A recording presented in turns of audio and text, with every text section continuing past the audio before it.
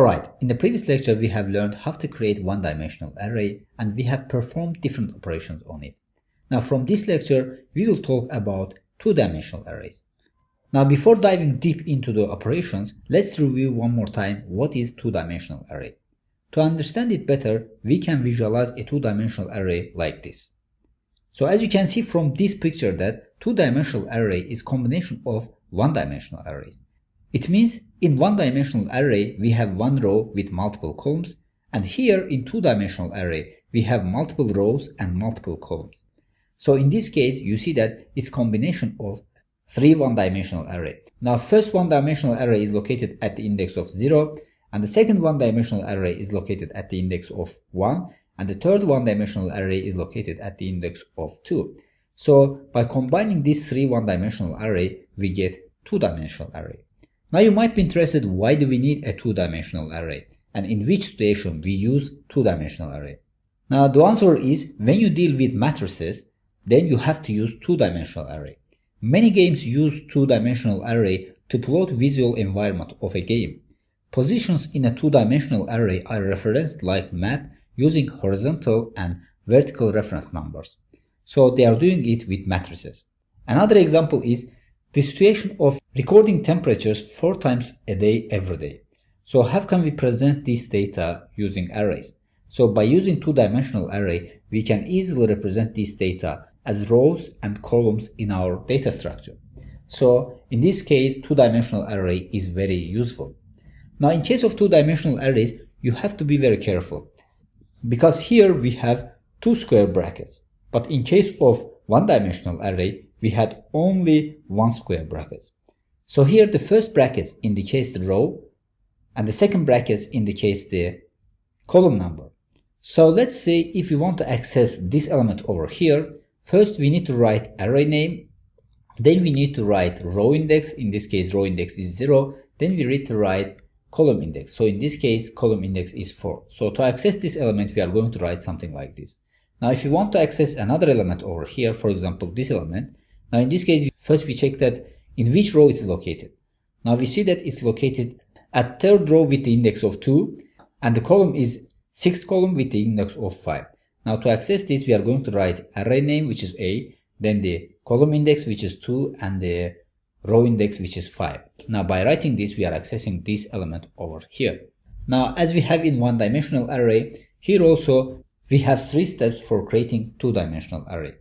So here also first we need to declare a reference to the array, then we are instantiating the array, then we are initializing values to the cells of the arrays.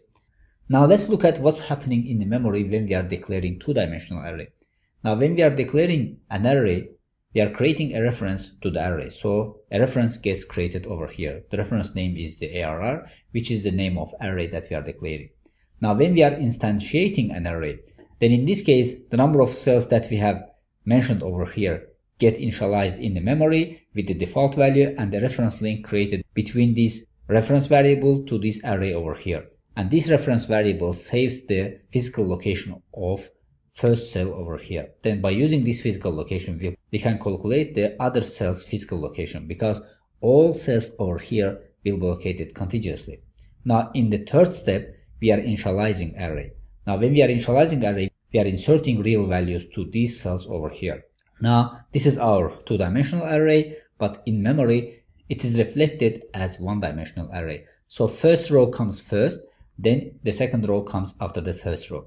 So all these cells are located contiguously. So this makes accessibility of the cells in arrays very efficiently because all of them are located contiguously, so we can easily identify their physical locations by using this array reference over here. Now based on these 3 steps over here, let's create two-dimensional array in Java.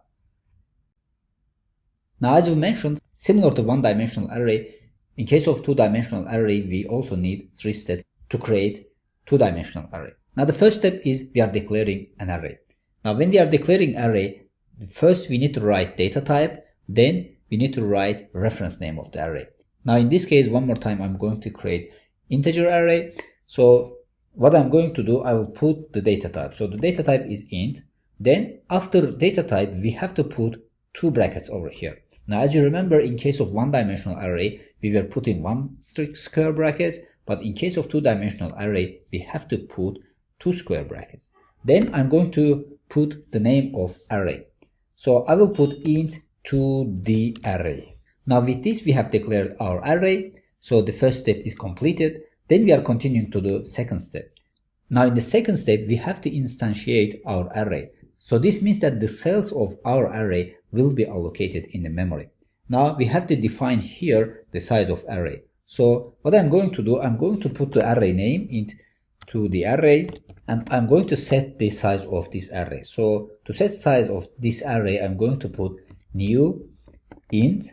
So in this case, in our array, we will have 2 rows and 2 columns. So with this, we are initializing our array in the memory. So in the memory now we have 4 contiguous cells, because as we said, two-dimensional array will be depicted as one-dimensional array in the memory. Now the third step is we have to initialize values for these two-dimensional array over here. Now I'm going to initialize them one by one. So to initialize them, we have to put first the array name. Then we are going to put first 0 row, then 0th column. Then in this case, I'm going to set it to 1. Now I'm going to repeat this step for 4 cells because I want to fill all these cells over here. So I'll just copy it 4 times and I'll change it. Now in the second step, we are adding to 0th row and first column. So it's going to be 2. Then we are adding to first row 0th column. It's going to be 3.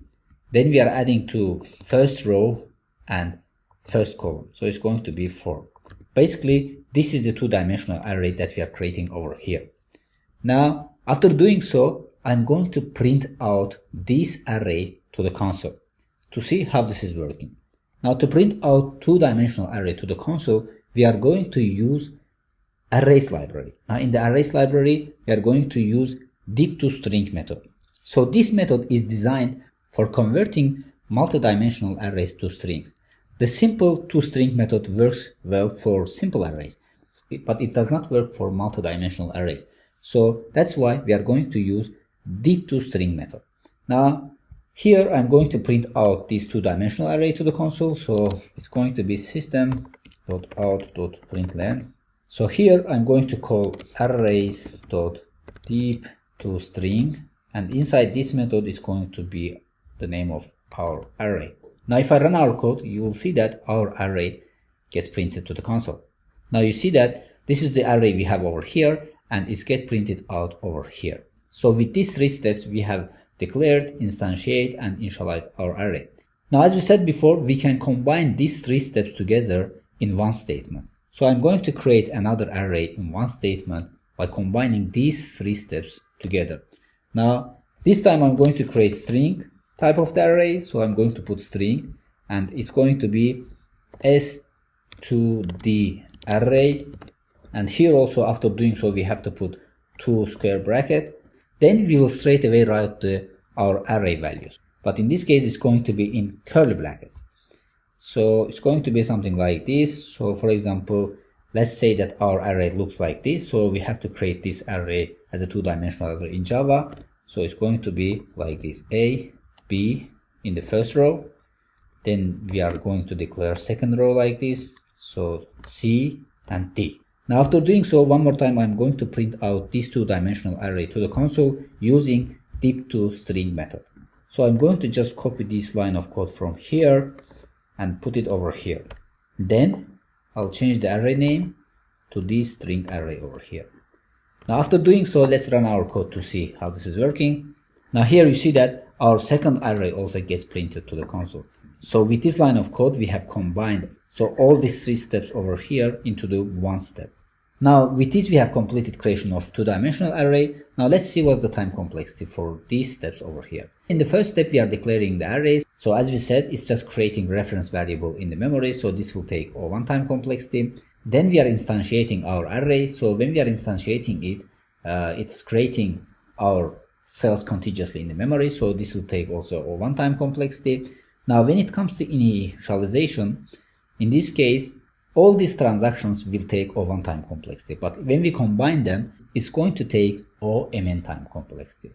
Now in this case, m is the number of rows and n is the number of columns, because here we are initializing all cells one by one. So if the number of columns is n and the number of rows is m, so the number of operations that we are going to do over here, m multiplied with n. So in this case, the time complexity will be OMN.